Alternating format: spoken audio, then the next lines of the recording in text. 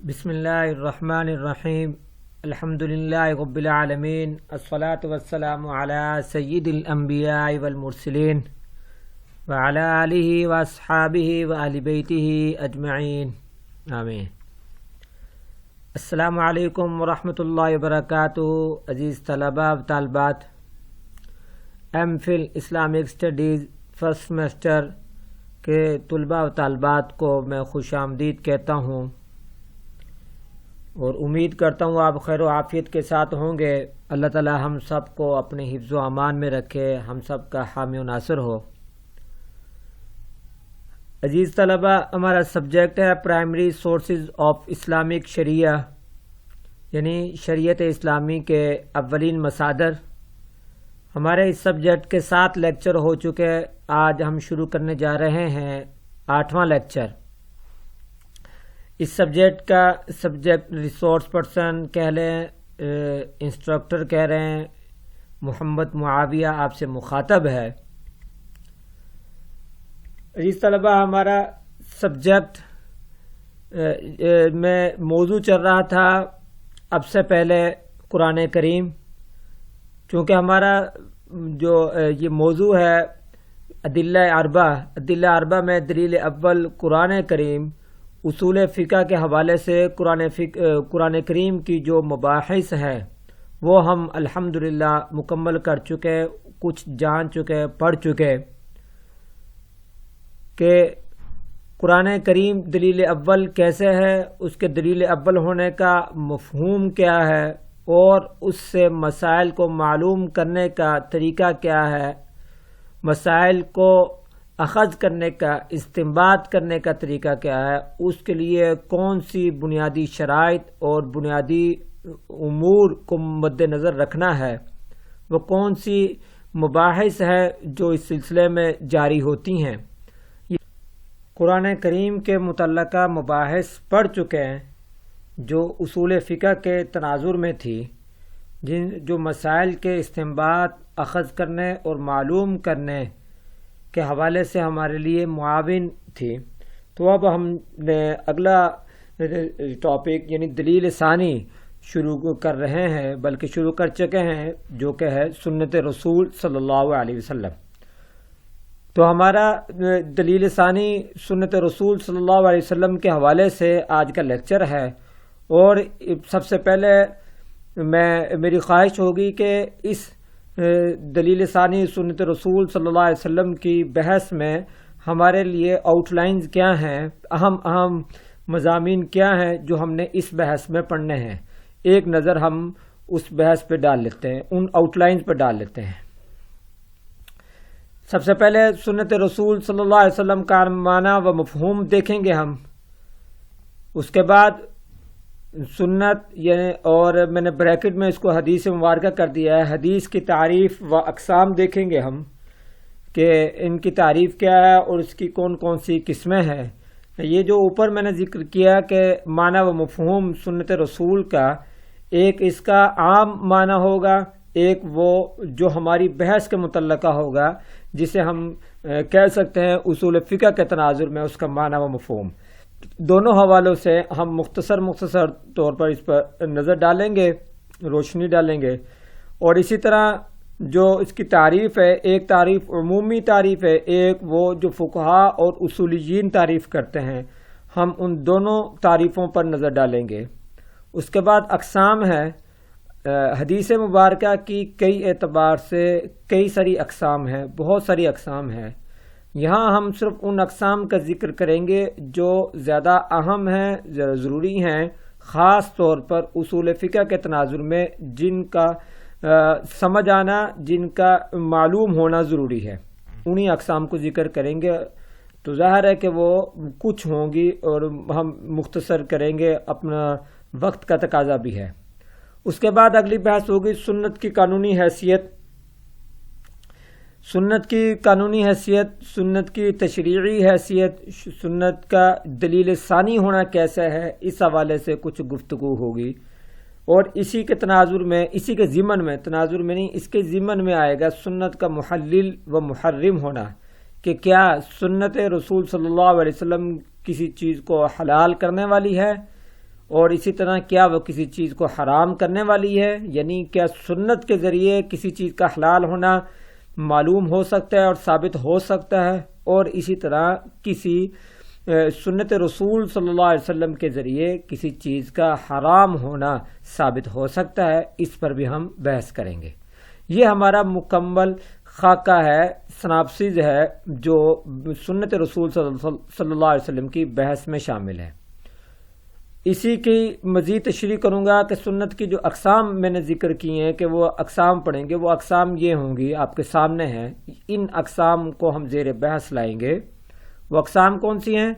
وہ اقسام ہیں حدیث مسند، حدیث مرسل، حدیث متواتر، حدیث مشہور، پھر اس کے بعد حدیث واحد، اسی کے ضمن میں آئیں گی حدیث صحیح، حسن، ضعیف اور موضوع، اور کچھ اور اقسام انہی کے ساتھ اور بھی شامل ہوں گی۔ ظاہر جب ہم مسند کا ذکر کریں گے تو جو غیر مسند ہے وہ بھی سامنے آئیں گی، تو وہ بھی آپ ذہن میں رکھیے گا۔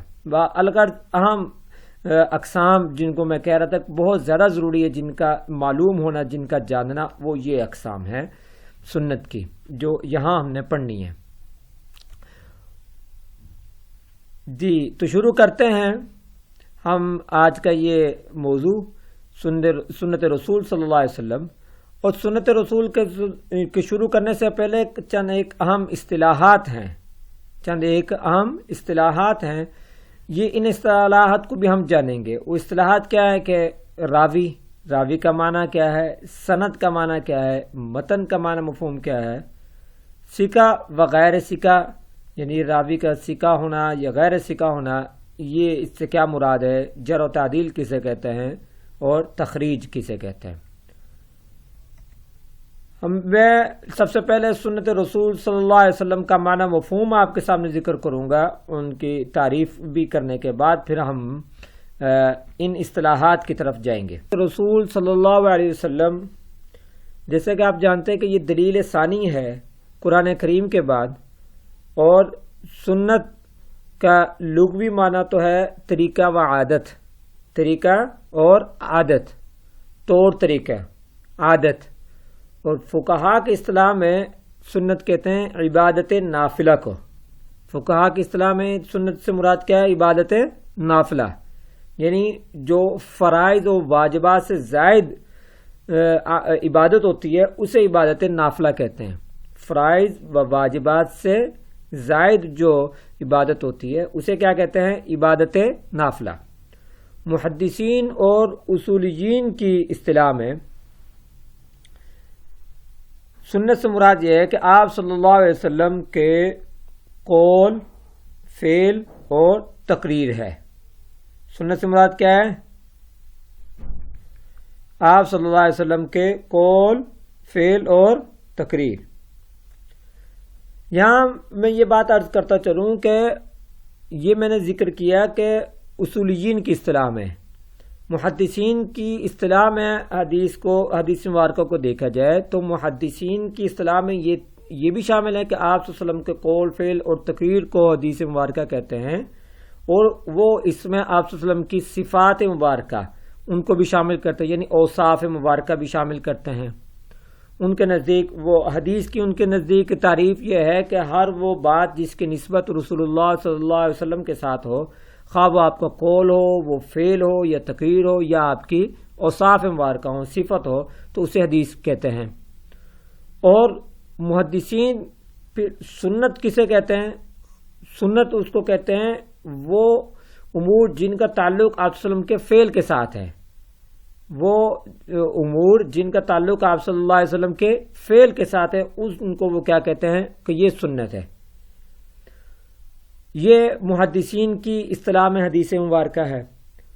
اور سنت کی پھر آگے مزید ان کے ہاں تفصیل ہے کہ سنت سے مراد ایک وہ ہے، سنت سے مراد پھر وہ آپ وسلم کا فعل ہوگا جس پر آپ نے ہمیشگی اختیار کی ہے، مواظبت اختیار کی ہے، یا آپ اکثر کیا کرتے تھے، یا وہ جو آپ نے پسند بھی فرمایا، یعنی کبھی کبھار وہ عمل کیا لیکن وہ اس کو پسندیدگی کا بھی اشارہ دیا، یعنی اس پر قول بھی آ گیا، یعنی فعل بھی آ گیا اور اس پر قول بھی آ گیا۔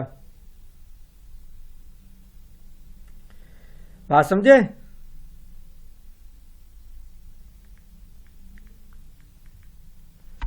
تو یہ تو ہے محدثین کی اصطلاح میں سنت اور حدیث.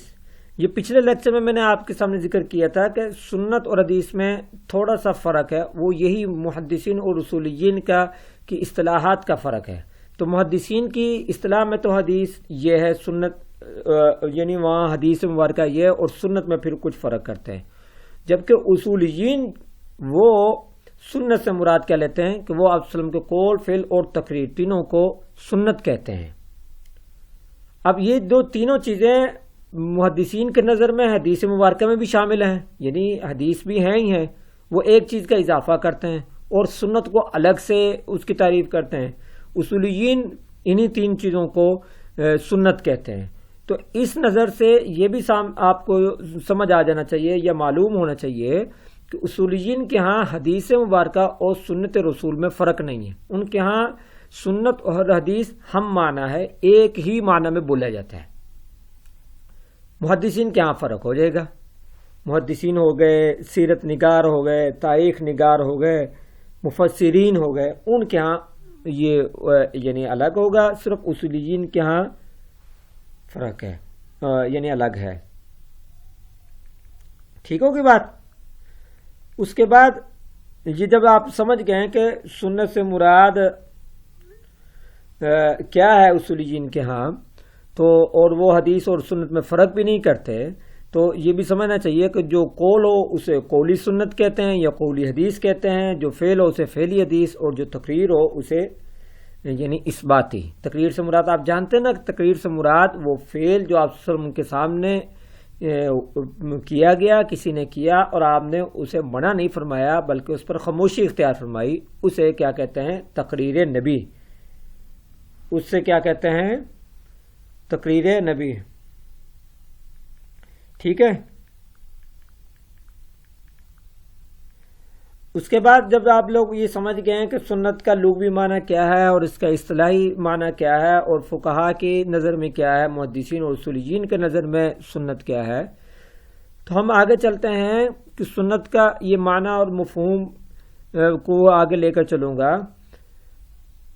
سنت رسول صلی اللہ علیہ وسلم اصول فقہ کے حوالے سے اس کا مفہوم وہی ہے جو کہ قرآن کریم کا ہے، جسے قرآن کریم مسائل کو معلوم کرنے میں، مسائل کو سمجھنے میں ہمارے لیے دلیل اول ہے. اسی طرح مسائل کو معلوم کرنے کے اعتبار سے، مسائل کو سمجھنے اور جاننے کے اعتبار سے سنت رسول ہے. اس کا بھی وہی مقام، وہی حیثیت ہے جو قرآن کریم کی ہے.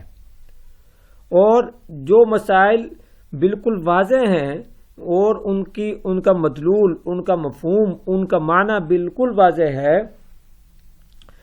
وہ تو صرف ان حوالے سے یہ ہے کہ ہم کہیں گے کہ ہمیں یہ مسئلہ سنت سے معلوم ہو گیا اور اس کو اسی طرح لینا ہے اور اس پر عمل کرنا ہے. اور سنت رسول صلی اللہ علیہ وسلم کے وہ مسائل جو بالکل واضح نہیں ہیں، جو اجتہادی میدان کے ہیں، اجتہاد کی گنجائش رکھتے ہیں، یا وہ مسائل جو جن کا مدلول واضح نہیں ہے، تو وہاں پر استنباط کرنا پڑے گا، وہاں اجتہاد کرنا پڑے گا، وہاں سے اخذ کرنا پڑے گا.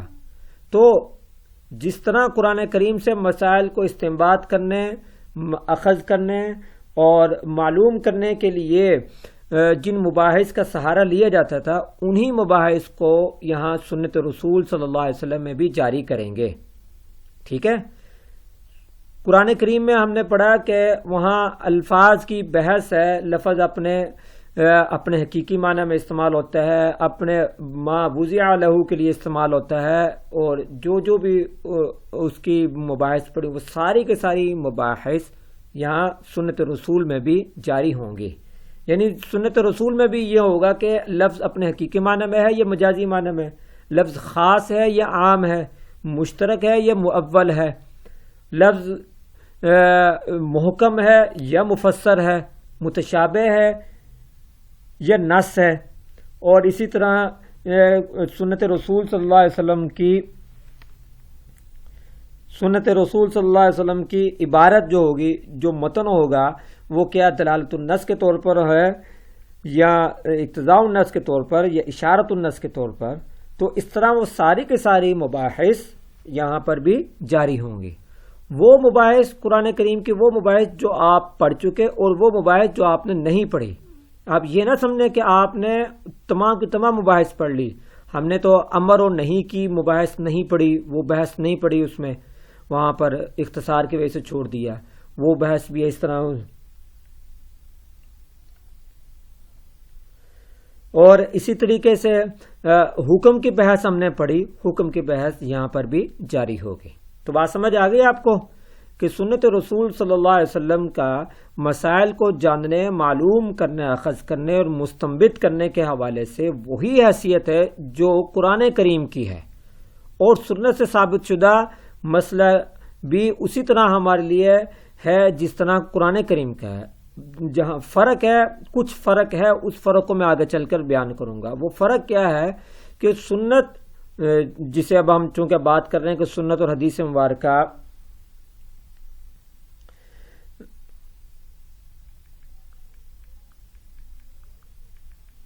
جسے ہم بیان کر رہے ہیں کہ سنت مبارکہ حدیث مبارکہ ایک ہی چیز ہے، تو جو سنت متواترہ ہے، جو جس کو ہم حدیث متواترہ بھی کہتے ہیں، جو حدیث متواترہ ہیں ان سے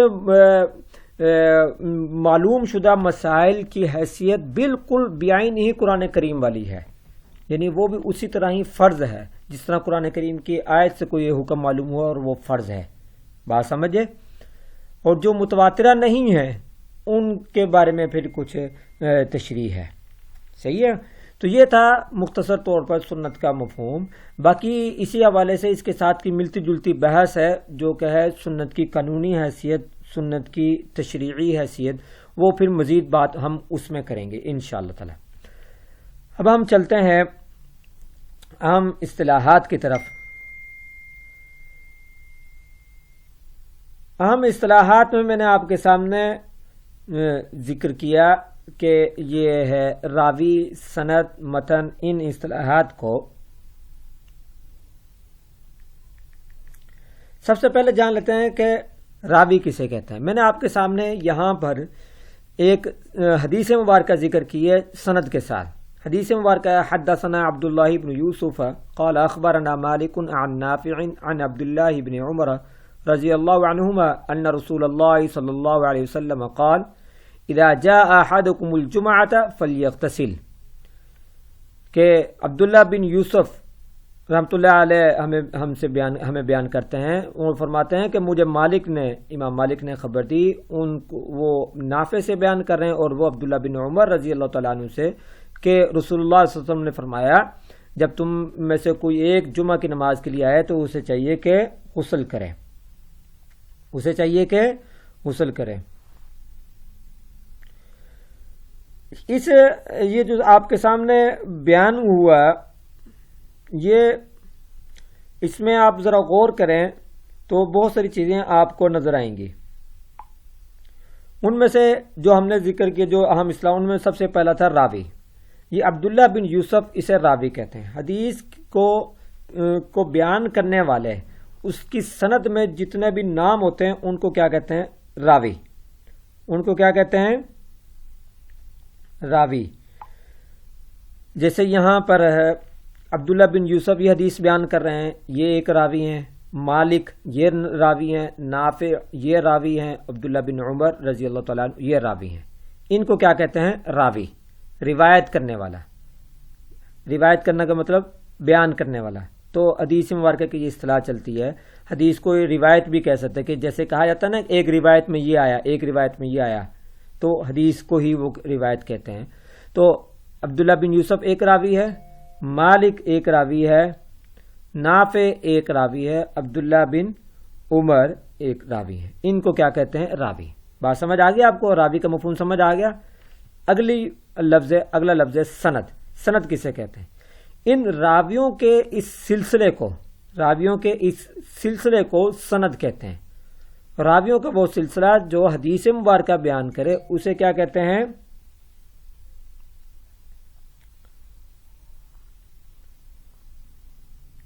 اسے کہتے ہیں سند۔ اب یہ میں نے آپ کے سامنے ایک سند بیان کی ہے جو کہ شروع ہو رہی ہے حضرت عبداللہ بن یوسف سے اور ختم ہو رہی ہے عبداللہ بن عمر تک.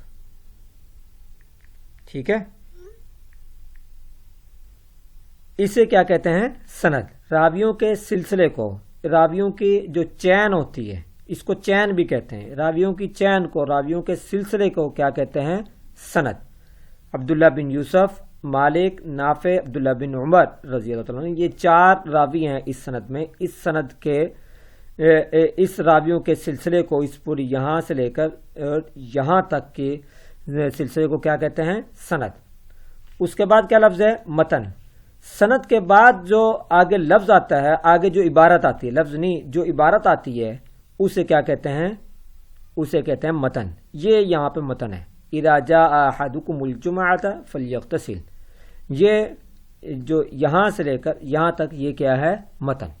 جب بھی سند کے بعد وہ قول آئے جو بیان کرنا مقصود ہو، جس قول کو بیان کرنے کے لیے وہ سند تیار ہوئی، وہ سند جاری ہوئی، جسے وہ سند کے تمام راوی بیان کرنے کے لیے اپنے استاد سے سن کر اپنے شاگرد کو بیان کر رہے ہیں، وہ جو قول ہے اس قول کو کیا کہتے ہیں؟ متن. خواہ وہ رسول اللہ صلی اللہ علیہ وسلم کا قول ہو، خواہ وہ صحابی کا قول ہو، خواہ وہ تابعی کا قول ہو. تو سمجھ آ گئی؟ یہ متن ہے. ہاں، میں بتا رہا تھا کہ جو خواہ وہ صحابی کا قول ہو، جو سند کے بعد جو عبارت آتی ہے، جو قول آتا ہے، وہ خواہ رسول اللہ کا قول ہو وہ متن ہوئے گا، صحابی کا قول ہو تو وہ والا متن ہوگا، تابعی کا ہو، کسی فقیہ کا ہو تو وہ اس کو متن کہتے ہیں. یہی وجہ ہے کہ اگر آپ سے پوچھا جائے کہ آپ کے سامنے کوئی کتاب ہو اور کہا جائے کہ اس کتاب کا متن پڑھو، تو اس کتاب کا جو مین ٹیکسٹ ہے اسے ہم متن کہیں گے. جو اس کے ریفرنسز میں لکھا ہوا ہے فٹ نوٹ پہ یا سائڈوں پر، اسے ہم حاشیہ کہتے ہیں. ٹھیک ہوگی بات؟ تو متن بھی آپ نے یاد رکھنا ہے. تو جب آپ سمجھ گئے راوی کسے کہتے ہیں، سند کسے کہتے ہیں، متن کسے کہتے ہیں، آگے چلتے ہیں ہم سکہ وغیرہ سکہ. یہ سکہ وغیرہ سکہ کا تعلق ہے راوی کے ساتھ، ہر ایک راوی. یہ دیکھا یہ جاتا ہے کہ سند کے اندر جتنے بھی راوی ہیں، ہر ایک راوی کے متعلق یہ بحث ہوتی ہے حدیث مبارکہ کے حوالے کے باب میں کہ کیا وہ راوی سکہ ہے یا غیر سکہ. یعنی عبداللہ بن یوسف کے بارے میں بحث ہوگی کہ یہ سکہ ہے، اسی طرح مالک کے بارے میں، اسی طرح نافع، اسی طرح عبداللہ بن عمر کے نہیں، صحابی کے بارے میں نہیں، صحابی سے پیچھے پیچھے تک. صحابی کے بارے میں طے شدہ ضابطہ ہے کہ الصحابۃ کلہم عدول. صحابہ تمام کے تمام عادل ہیں، صحابہ تمام کے تمام عادل ہیں. تو صحابی کے بارے میں نہیں، صحابی سے نیچے یہاں 3 ہیں نیچے. یہ عبداللہ بن یوسف امام بخاری رحمۃ اللہ علیہ کے استاد ہیں. یہ والی حدیث مبارکہ میں نے صحیح بخاری سے لی ہے.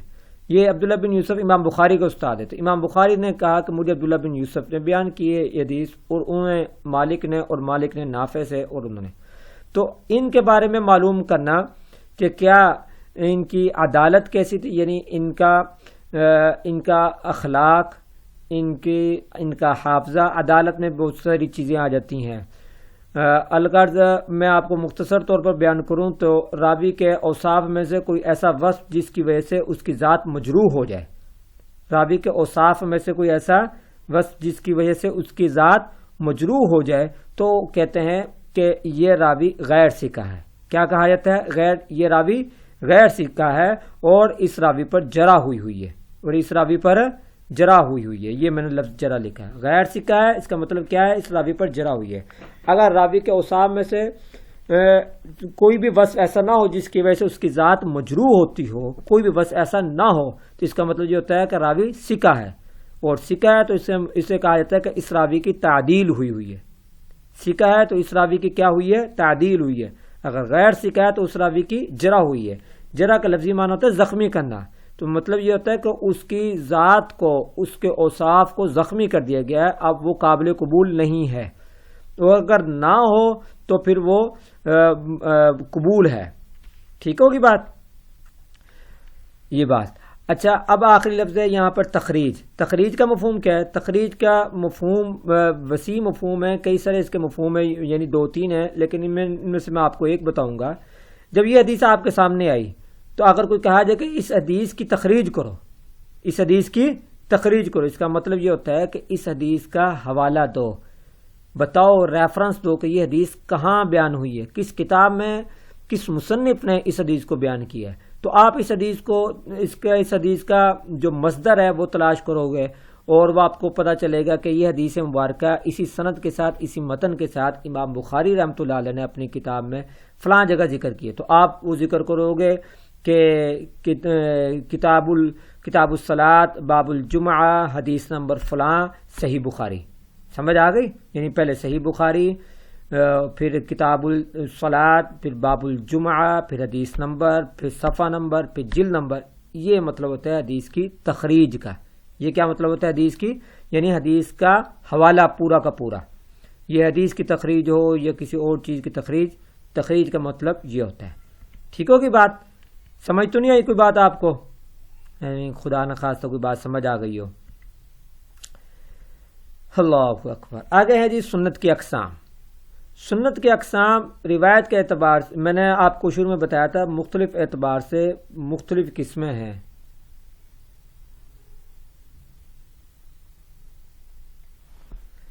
مختلف اعتبار سے مختلف قسمیں ہیں۔ ہم یہاں دیکھ رہے ہیں روایت کے اعتبار سے سنت کی اقسام۔ روایت کے اعتبار سے سنت کی دو قسمیں ہیں۔ ایک ہے حدیث کی، یعنی آپ کہہ سکتے ہیں اولاً دو قسمیں ہیں، ایک مسند، ایک مرسل۔ ایک مسند، ایک مرسل۔ مسند اسے کہتے ہیں، جیسے یہ حدیث ہے کہ مسند اس حدیث کو کہتے ہیں جو حدیث مکمل سند کے ساتھ موجود ہو۔ جو حدیث مکمل سند کے ساتھ موجود ہو اس حدیث کو کیا کہتے ہیں؟ حدیث مسند۔ یعنی جو آدمی بیان کر رہا ہے اس سے لے کر رسول اللہ صلی اللہ علیہ وسلم تک، اگر وہ حدیث مرفوع ہے یعنی آپ وسلم کا فرمان وہ بیان کر رہا ہے، تو جو آدمی بیان کر رہا ہے اس سے لے کر آپ وسلم کے تک وہ سند ساری کے ساری مکمل طور پر موجود ہو، اس کو کہتے ہیں وہ سند متصل ہو۔ وہ سند کیا ہو؟ متصل ہو، وہ سند جڑی ہوئی ہو، اس میں گیپ نہ ہو، اس میں انقطاع نہ ہو، اس میں ڈسکنیکٹیوٹی نہ ہو۔ مثلا یہ سند، یہ والی جو حدیث آپ کے سامنے ذکر کی ہے اس کو کہتے ہیں حدیث مسند۔ کیا مطلب؟ اس میں امام بخاری رحمۃ اللہ علیہ نے عبداللہ بن یوسف سے یہ حدیث سنی ہے، تو ان کے اور امام بخاری کے درمیان کوئی واسطہ نہیں ہے، ڈائریکٹ امام بخاری نے ان سے سنی، انہوں نے ڈائریکٹ امام مالک سے سنی، ان کے درمیان کوئی اور واسطہ نہیں تھا۔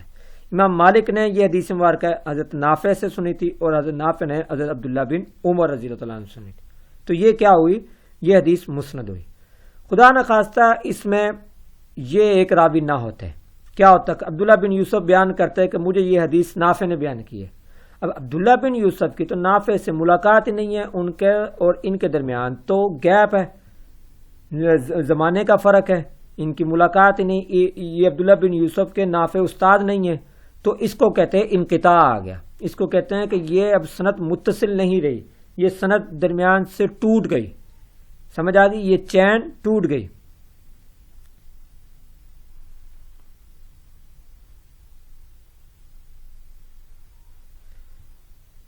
ٹھیک ہوگی بات؟ تو اس طرح کی جو سند ہوتی ہے اس کو، یا اس طرح کی جو حدیث ہوتی ہے اسے کیا کہتے ہیں؟ اسے کہتے ہیں پھر کہ وہ حدیث مسند نہیں رہی، متصل نہیں رہی، مسند نہیں رہی اور متصل نہیں رہی۔ اور متصل نہ ہونے کی پھر کئی ساری قسمیں ہیں، ان میں سے ایک اہم ترین قسم جو میں مسند کے مقابلے میں ذکر کر رہا تھا وہ ہے مرسل۔ وہ کیا ان سی ہے؟